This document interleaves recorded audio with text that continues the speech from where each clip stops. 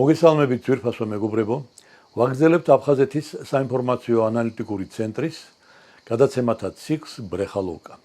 დღეს ჩვენი სტუმარია ცნობილი ექიმი ბატონი გიგა თოლორდავა.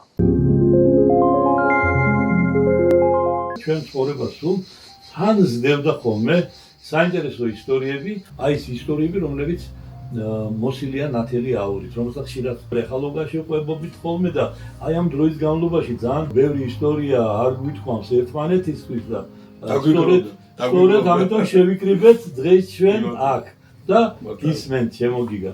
მივესალმები თქვენს მაყურებელს, მსმენელს, ძალიან მიხარია რომ შევხვდით. ბრეხალოვკა იყო ის ადგილი, სადაც რაც გულში გქონდა, ყველაფერს იქ ვამბობდით, იყო ლაპარაკი თეატრზე, სპორტზე. ძალიან გვიხაროდა ბრეხალოვკაში მოსვლა ყველას. ეს იყო სიყვარულის ადგილი. ჩვენ ბავშვები ფეხბურთზე დავდიოდით, იყო ორი ძირითადი სკოლა, ეს იყო ფუნდუკის სკოლა, რომელიც იყო დინამო სტადიონზე. ფუნდუკი ბერძენი იყო, ხო? ფუნდუკი იყო ბერძენი, ელჩიდი, მეორე იყო ტულა კიდე, ისიც ბერძენი იყო. ესენი ერთად იყვნენ. ერთად ვარჯიშობდნენ და მეორე სკოლა იყო ფუტბოლная школа. სკოლა ეს იყო გოჯოს, გია გვაზავა ჩვენთან იყო, ნიკო ოდიშარია იყო, სოსო დგებუაძე იყო, ბადრი ახალაია, აი ესენი თამაშობდით. შეხვედრა გვაქვს, значит, გოჯოს ჯგუფთან და ჩვენი ჯგუფი. ტულა დაგვიძახებდა იქ სადაც არის გასახდელი ყველას და ქონდა მაგიდას და გახაზული როგორც საჭიროა ისე ყველაფერი და ნუ პატარა ფიშკები ქონდა 1-2-3 წელი, მაგრამ არ ყოფნით ყველა 11 ვიყავით ჩვენ. ისინი 11 და იქ დაალაგებდა ყველაფერს. ხო და გეტყოდა აი ნიკო ძველი იყო, ნიკოს ეტყოდა შენი პოზიცია აქ არის, აი ეს ასე მუშაობ, შენ ასე მე მეტყოდა გიგათით აქ შემოდა მთელი ამბავი და ახლა მაგრამ რომ არ ყოფნი და გეტყოდა მელაჩი პალაჟი ეტყოდა და ახლა ჩვენ ყველას გვიხარია ეს ბელია მელაჩი, ეს ჩორნია მელაჩი, ჩორნი მელაჩი დავდივდით თეთრებს აქეთ იქით აქ და თელამ და კარგი ეს ახლა დაგვიხადავდა ყველაფერს, უშენ გოლი გატანილი იყო.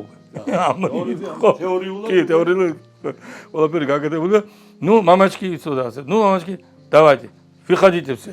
ხო და ამას ასე გაკეთეთ. ახლა ნაპივა ხვადეთ. ჩაიდე. ოქრო კაცი იყო, ოქრო. გიგა ჩვენ ზღვისპირელები ვართ, ხო და ამ ზღვასთან უამრავი მოგონებებია. ქონდა სოხუმ ძალიან კარგი პლაჟები ქონდა. მართლაც მაშინ იყო ერთ-ერთი თვალსაჩინო პლაჟი და აი ეს მოგონებები გააქვს შენ. კი, ბევრი მოგონებებია ამ პლაჟთან დაკავშირებით.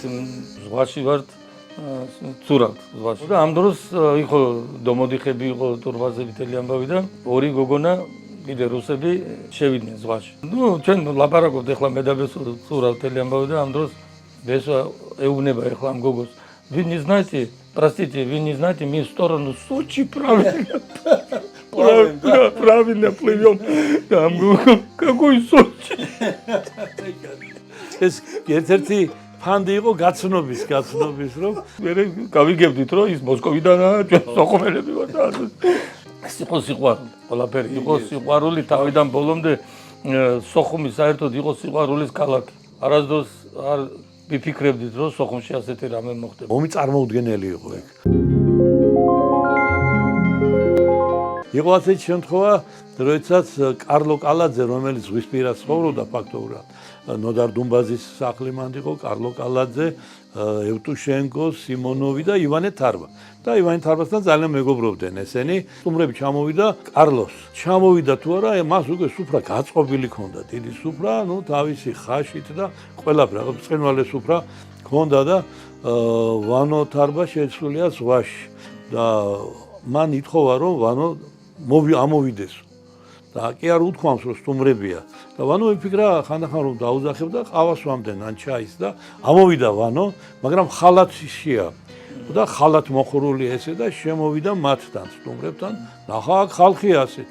და ამასობაში კარლო კალაძემ ყანწი შეავს ხვინით და გამოაცხადა: "Это Ивану Тарба за халатное отношение к нашему столу". და ასეთი ენა მოსწრებული ამბები მე კარლო ყალაძე მითხრა რომ სხვასთან უფრო მოდის. იყო ერთი სოხუმელი ძალიან კარგი ადამიანი, საყვარელი მთელი ქალაქი იცნობდა და იყო კარგი თამადა. მოვიდა შარდის გაკავება. მოიყვანეს ჩემთან, დავაწვინეთ და ვამზადებთ საოპერაციოდ. მეუბნება, რომ როდის გამიკეთებ ოპერაციას? ორშაბათს. ერთი სათხოვარი მაქვს ბატონო გიგა თქვენთან და მოდიო ის ცოტა გადავიტანოთო ის ოპერაცია. რატო რა მოხდა? რადა ჩემი მეგობრის შვილმა უცოლი მოიყვანო და იქ რომ არ ვიყო თამადა და თავი მომეჭრება აუცილებლად უნდა ვიყო თამადა. ამიტომ სადღაც სამშაბათს ან ოთხშაბათს გავაკეთეთ ეს ოპერაცია. значит კათეტერი უდგას. ანალიზები კარგია, საოპერაციოდ მომზადებულია. ну კარგი გავუშვი საკეიფოთ, სათამადოდ და ну როგორ ჩანს თვითონ როგორ მიყვება, სამშაბათს მოვიდა, მოიყვანეს მეგობრებმა, დავაწინეთ ისევ და მეუბნება რომ გიგა ეს რა კარგი ყოფილა ეს კათეტერიო გას. სად ვიყავიო ამდენი ხანი. ესო შეფა იყო. ეს შლანგიო.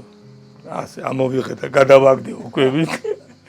სვამ ღვინოს მიდის ღვინო. ფაკეთ. ისე რომ არ გამოვსულა. ხო, დავათურე ყველა, კაცო ყველა მე მკოცნინაო მე. თელი ამბა, მაგრამ ეს მე გამოსვლის დროს როგორც ჩვენ მასწავლიო ისე გავაკეთეო ყველაფერი. ხო და არავის არ გავუგია არაფერი და ისე კარგად ჩატარდა ეს. ну ბავშვობის ისტორიასთან დაკავშირებით ხო იცი ბავშვებს იმდენი საისტორიო საქმეები აქვს გაკეთებული, მაგრამ ერთი მახსოვს კარგად ნოდარი ფაცაცია იყო მეზობელი ჩემი. ხო და დავიწყეთ ველოსიპედის გაკეთება. ისეთ არლიონაკ ისე რომ ნაწელები ქონდა რაღაცა და რაღაცა დაგვაქვს. მაგრამ მე არ მაძლევდი უფლებას ველოსიპედით, იმიტომ რომ გელოვანის ქუჩა დაღმართზე იყო. ხო და კიდე დაეცემი და თავს გაიხტეხავ და ტელეამავი და ეშინოდა მშობლებს. ხო და მე და ნოდარიმ ვიფიქრეთ რომ მოდი გავაკეთოთ ეს, მაგრამ არავინ რომ არ იცის ისე. და ნოდარისთან სახლში ვაკეთებთ ამას კიბის ქვეშ. წყნარა. ესე იგი აწყობა მიდის ამ არლიონოკის. ზამოდაში იყო. ნაწილებია საყიდელი. ყველაფერი ხო აღმშობლებს ფულს არ ვეუბნები როგორ რა ვქნათ და ნოდარი მეუბნება რომ იცი რა მოდი აგერო ტურბაზაშიო. დავკრიფოთო ისო მაგნოლიები. ხო და იქო მოსკოვის მატარებელი რომ ჩამოდისო. გავხიდოთ. ხო და დავამტრიეთ ეს იმდელი ამოვიდა წავედით ვокзалზე. ეს რუსები ხო ჩამოდნენ какой красивый ეს მაგნოლია არის, ყვავილი თეთრებიც არის, მოწითალო პერის არის, ლურჯი პერის რაღაცა. ხო და ეს ვოშემ გავყიდეთ რაღაცა გროშები შევაკროვეთ არლიონაკის ნაწილისთვის. ხო და მოვედი სახლში. ხო და დედაჩემი მიყურეს ასე და სადიყავი? არ სადიყავი. როგორ არსად აქო ჩვენმა მეზობელმა ზატონსკიმო ტაქსისტი რო იმაკდა მაგნოლიებს როხით ვокзалში კარგად ცემეზე ხოშიანა ისე რომ ვერავაწყეთ ბოლომდე არლიონაკი. ძვირფასო მეგობრებო, დღეს ამით გემშვიდობებით, მომავალ შეხვედრამდე.